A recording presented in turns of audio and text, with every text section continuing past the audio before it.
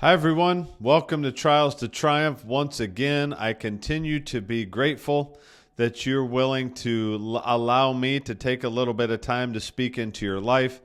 I'm Pastor Brad Closter, if you don't know me, from the Rock Church in Bel Air, Michigan. Man, I hope that these times are helpful. And I don't do them for me, I do them for you. I'm not trying to spread my face or name everywhere. I just am trying to spread the good news of the gospel message to help people that need to know that the trial they're going through doesn't have to stay that way. Then that's my motivation, is to help us. So we're going to continue to get into the commands of Jesus, is what we've been talking about. And we might as well dig right in, because this one's going to take a little bit of explanation for us, because every one of these, man, it kind of hits you a little bit.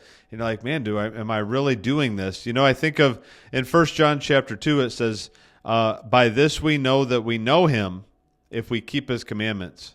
So it really makes you kind of take a step back and say, okay, do I really know Jesus like I think I do? Because after all, it says, if I really know him, then I'm going to keep his commandments. And so this has been a fun study for me, and I hope that it's been fun for you as well. And maybe fun is the wrong word, but I don't know. We're going to keep going. All right, Matthew chapter 5, we've been there for a while, full of red letters, full of commands of Jesus, and here's what he has to say. This would be now number 9 on the list of commands that Jesus gave us, and so here we go. Matthew chapter 5, starting in verse 38. He says, "You have heard that it was said, an eye for an eye and a tooth for a tooth. But I tell you not to resist an evil person, but whoever slaps you on the right cheek," oh boy, "turn the other to him also. If anyone wants to sue you and take away your tunic, let him have your cloak also. And whoever compels you to go 1 mile, go with him 2. Give to him who asks you, and from him who wants to borrow from you, and do not turn away."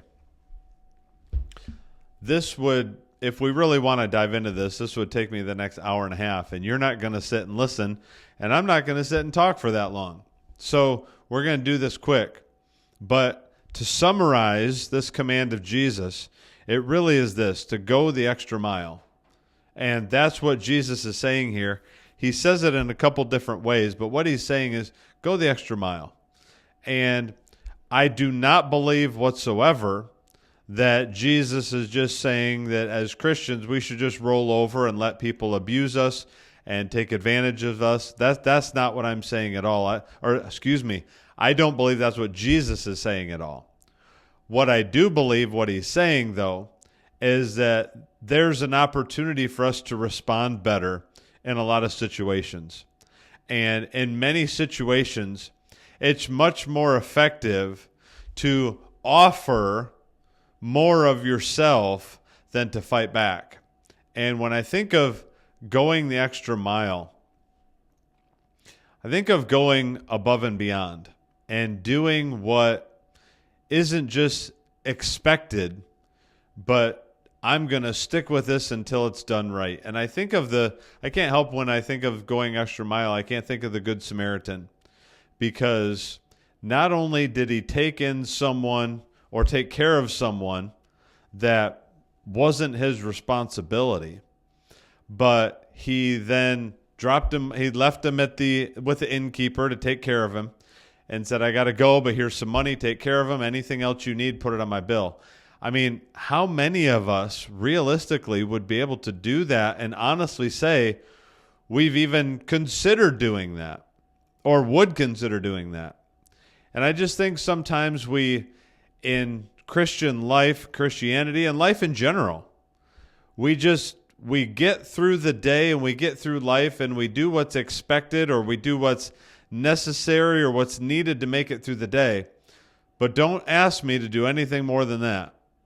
And I think sometimes we can easily fall into that trap.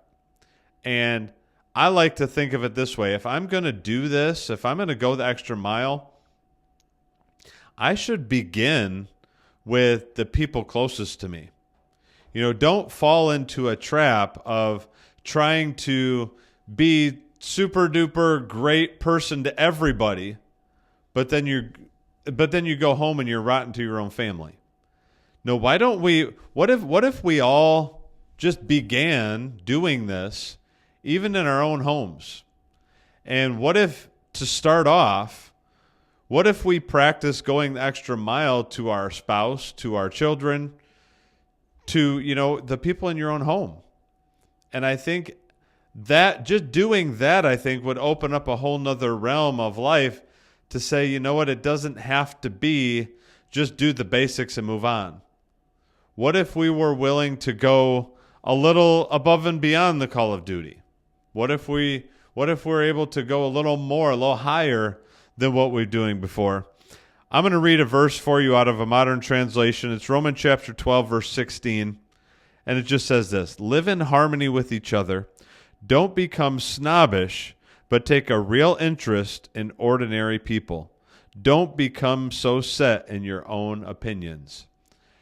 And that is a super simple way of just saying, hey, don't get so caught up in you that you forget that there's other people with real needs.